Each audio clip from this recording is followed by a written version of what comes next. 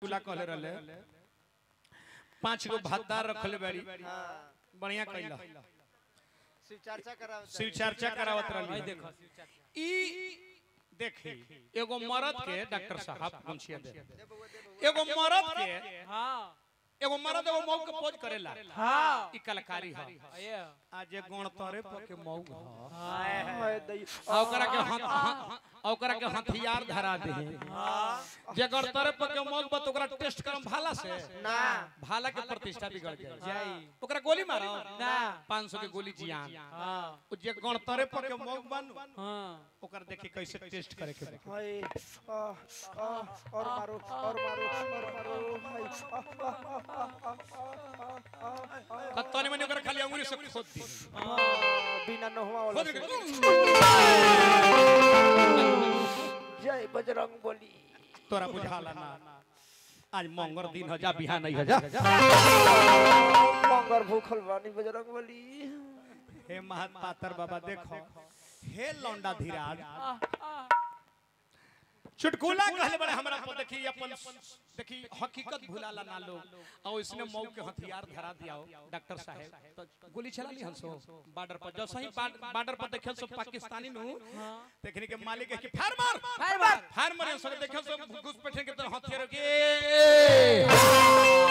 PAN से आवा ना ढोड़िए पर मार दे कचाक दे आवा ना सब गोली जियान कर दो प्रणाम कोई नहीं हो जाके 4 गो बकरी पूछ ले सकते हां लौंडा से गो बोका पोसवाला 6 महीने पर बाछा देते इनकर गाना भैरत हमरा भी फोन कइला हां कि सुदर्शन भाई का कहे सुहाग रात के बाद हम लइकन से पूछा नहीं कि पहले भेंट मेहरारू से कैसे होई कैसे होला बंजो हमरा के सिखा देले कि सुन पहला मुलाकात बा मेहरारू में जे मिजाज डांट रखी है ना जिंदगी भमौगा के बिक दी और लइकन सिखा दल सो कि मिजाज डांट रखिए तो जाता रे अपन घरे इनकर मेहरारू रहली दुआरी पर ई घेल ले त खर ले ई कहत रे इनकर मेहर आ गइले त इनका तो लइकन कहलन से मन डांट रखे त कहतर सुनो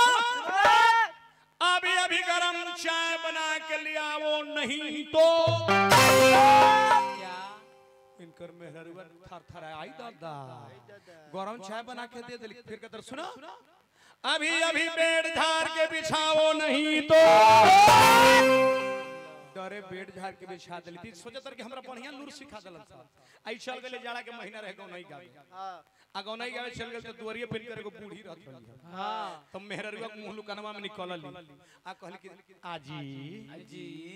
हमर नथिया रूखी के खोता ऐसा झोटा बढ़ा के हां आ रोज नहीं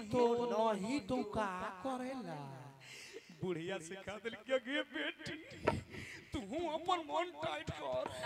तू तो नथिया अपने मौगा तैयार ठंडा के महीना में गोना या वही रास्ता सोचता रे कहतर सुनो अभी गर्म पानी करो नहाने के लिए नहीं तो सब बुढ़िया सिखा दे कि तू मन टाइट करू मौग हो तो जब टाइट कर के हम नहीं पानी गर्म करेंगे तो अपन ओरिजिनल भाव पा गइले नहीं करेगा तो का करबो हम ठंडे पानी से नहा हे गणतर पर के मौ महका देता रह जहां जाता रह आगे न बात राम राम राम बिना राजा के कोनो राज ना होला मुखिया जी ना होला बिना आदमी के कोनो समाज ना होला बाकी है गणतर पर के मौ के मुंह में ना एथियो में लाज गीत संगीत देखा